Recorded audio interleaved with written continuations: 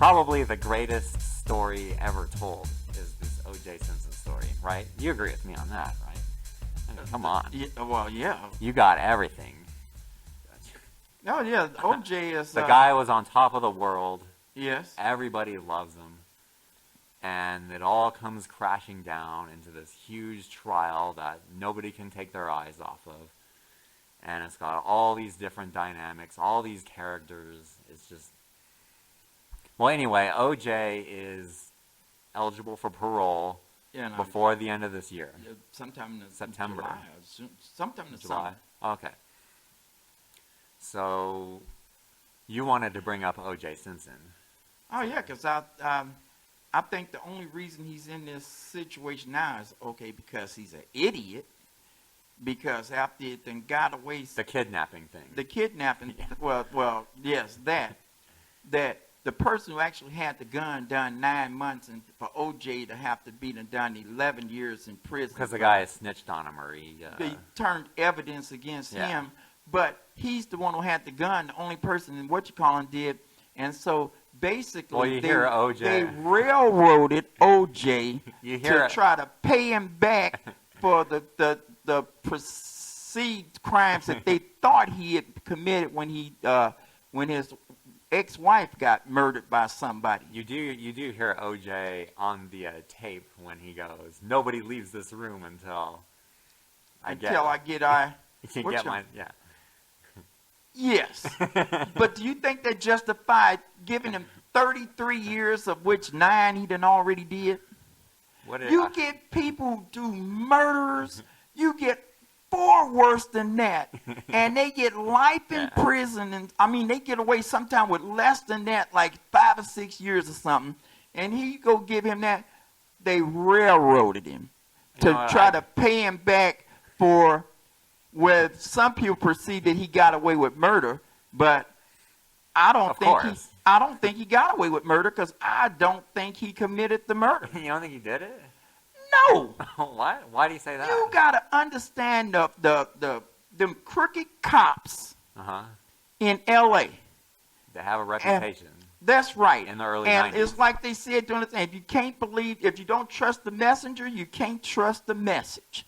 And my whole thing is, I had an operation at the time. I got to stay home and watch the whole trial. And there was a couple of aspects about the trial that I just, no way anybody in a sane mind could have found him guilty. Because once the police start lying, once you catch the police in 1 or 2 lying, you can't believe anything they're saying. You just cannot put somebody in prison for the rest of their life or give them the death penalty because you done caught police lying. The biggest issue was when they first found Nicole and them and stuff, they said, "Oh, this is O.J.'s wife." Well, they said, "Well, we better call O.J. to make sure he's okay." Now, this is his ex-wife. What police is going to be thinking about, well, let's call he was tight with the police. What police are we going to call O.J. to see if he's okay? So then he was tight with them. Okay. They called O.J.'s house. Yeah. The maid told him he was on the way to the airport. Yeah. Chicago. They called the airport and said that his flight was leaving, so he was on the way. But their excuse for sending a police car over to O.J.'s house because they felt that his life might be in danger when they already knew he wasn't there. Then when they came and they saw his Bronco parked a little bit crooked on the curb, they felt O.J. might be in trouble, so that gave them grounds to go jump over his fence and come into his property. And when they knew he was not there, bald-faced lie, and when the police is lying about everything, if you can't trust the messenger, you can't trust the message. And the glove didn't fit. Those are the 2 things? Yeah, and Christopher Darden, he's an idiot too. He was the one who tried the glove on without knowing if it would have fit. I used to live next door to him. And he was like... You used to live next door to him? 2 doors over from him when we was growing up. I knew Christopher Darden ever since first grade or kindergarten. Really? Yeah, lived right next door. We grew up. We went to Pullman Elementary and Adams He was Junior one of your High, boys. and Kennedy High School. He was pretty quiet most of the time when he was in school, but I considered him a friend at the time until, like, at our 10-year reunion, he came to a reunion. He was flashing. He was saying, "Oh, I'm a deputy DA in Los Angeles County," and he was all high-siding and stuff. And we was all here, and about 5 or 6 couples. We was all sitting at one of these big tables that we all went to school with. Yeah. And so we was up there talking, and Chris Darden, out of the clear blue sky, just to tell you what kind of idiot this guy is, he says, "You know what? All of us could have been anything we wanted to be, except Al." What? That's and I real? looked at him. Now, me and him, we're boys. We've been friends Wait, all what's life. the context of this conversation? He was already flashing his badge, showing how, because he was a deputy DA in L.A. and county and stuff, how he'd have made it big over all the rest of us, because, Richmond is, pretty Right. impoverished neighborhood, and Yeah. just to see somebody that made it out. So he was flashing it and stuff. So we're sitting at the table, and out of the clear blue sky, he said, everybody could have been anything they wanted to except Al. And I looked at him. I said, "What do you mean by that?" He said, "Because all the rest of us graduated and you didn't." College? High school. You didn't graduate high I school? told you I got kicked out of school. Oh, okay. I didn't even realize you didn't graduate. I know you went to some college. I took the GED, went to the military, yeah, and came okay. out and went to college. That's true. But he was like that, and I said, "What?" And we got up, and they just broke us up. We was about to start fighting. You almost fought Chris Darden? I beat him up when we was in the 5th grade. I was going to beat him up again. Badge and all. His badge was no good in Richmond. What year was this? It was our 10-year class reunion, so we got out in 74, so this must have been 1984? in 84. And then, The year I was born. so 5 years later, we had our 15-year class reunion, and that was when the trial was going on. Almost. It was 89. No, So it our wasn't. 20-year class reunion, whatever. 94 would be, yeah. Whatever it is. It was our 20-year class reunion. Yeah. So on the Friday, he got the court to stop the trial and let him off early So you because go to he that wanted to attend our Yeah. class reunion, just because he wanted to gloat again. Yeah. So when he came there, me and a couple of our buddies showed up there, and we all had one glove on our hand saying, "If it don't fit, you must have quit." Did you do that to him? Yes.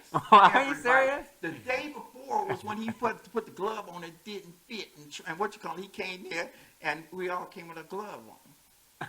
Is this a true story? True story. And then what's his reaction to that? We got into a big argument again, and everybody, it's just. Well, I the guess same he's one of your boys. So Yeah. I mean, it's not like... But we was cool. I mean, for him to even go like that, it was just, I could not believe it. Everybody but Al. Everybody except me. How would he even remember that I didn't graduate? Do you remember all the guys you went to school with? Do you remember the ones who didn't graduate? Well, I was a ghost in high school. Nobody knew who I But was. I'm just, how do you even remember something like And then Nobody one of my remembers buddies, me. Dale, he was up there talking about, "This is my boss." I mean, I'm his manager. And he was up there like, "What are you talking about, Al?" I'm sitting here, I'm driving a new Corvette. I'm doing okay. Yeah. And he gonna talk about, we could have all done anything except me. So you had to kick his ass. after Oh, that. man, I sure wanted to. Well, I mean, you guys grew up beating his ass. So. Yeah. He like to go there, but just the way he was, it served him right. Yeah, because then he disappears after the trial. We don't hear Well, about it. they got, basically, it was all of them got, him, Marsha Clark and him, they all got fired. They got forced to retire Yeah. after the trial because of some of the egregious errors that they made. But to me, it was like a house of cards. When you building your whole case on a lie, they wasn't possibly going to win. When was the last time you saw Chris Dolan? Chris Darden, Darden. I saw him at the state championship, maybe a high school state championship game Uh-huh. in Stockton about maybe 10 years ago. And he was sitting across, and we just looked at each other, but didn't say nothing to him. I just kind of just looked over there at him. Oh, why don't you go say? Because, What was the last time you saw him before that? That 1994 reunion? Yeah. Oh. After that, I didn't want to see him no more. What? Why would I want to see him anymore? He's a big shot. He's not. He's nothing. Yeah, he plays a huge role in the greatest story ever told. Well, it was the greatest lie ever, you know. Hey, well, And now, every time I tell people I think OJ is innocent, yeah. oh, it ticks some people off so good. So a Oh, lot of times I just bring it up just when I want to needle some people real good. So who did it? Some people think his son did it, but I don't know if his son done it or not. What about the blood on the Bronco? Police planted it. Look, they took 3 vials of blood from him, and when Johnny Cochran asked for the blood back, they didn't have none of the blood. Well, when they first went and checked the car, there was no blood. They were all messed up with When they first checked the car, no blood. When they first checked all around the house, the fence, no blood. When they checked the house, there was no blood. Then all of a sudden, when they got the blood sample 3 or 4 days later from OJ, they went back and checked. Oh, it's blood on the fence. Oh, it's blood up on the socks. Oh, it's blood over here. But can you imagine if somebody killed somebody with a knife, 2 people, and you wrestling with them and you cutting them like that, blood is shooting all over you. Blood is all over you. If you went and got in your car, how could you get all that blood out? When they said he ran into the house and ran back out and jumped in the limousine. So how did he get all the blood out of the car? I mean, there was blood on the Bronco, I thought. A couple of little specks. This was the blood that they got from him when they wanted to test his blood. Then, when they tried to get the blood back, they didn't have none of the blood because they done put the blood all over the place they could find. But before they got the blood, they didn't have any blood. I have to watch that documentary again. I watched it. I know this. I'm not giving you bad info here. They didn't. And that's the way all the blood got around there. And so they were scattering blood, then they came back. But the point is, you didn't kill 2 people, and you jump in the car with somebody. I mean, you jump in the car and you driving, and you got to really, on their timeline, he had to be driving like about 70, 80 miles an hour through the city to make it to there to make their timeline work. How did he have time while he was driving to be wiping the car down all up under him and blood not getting on him? Blood would have been all over that seat. They said he jumped out the car. The limousine driver said he saw somebody run into the house. So that means he didn't come, when he came out the car, he didn't go back to the car to wipe it down. He got in the limo to go on to the airport. Yeah. How could he have got rid of all of that? If you cut somebody like they was, don't you think it would have been blood all over him more than a couple of specks of blood? Probably on the front of his shirt, yeah. I killed a cow one time, and I stabbed it in the neck, and blood gushed all over me. Oh, man. I done cut heads off of chickens, blood go everywhere. Whenever you cut something, especially as you cut 2 bodies up, blood is going to go all over you. More than 1 or 2 specks of blood is going to get on you.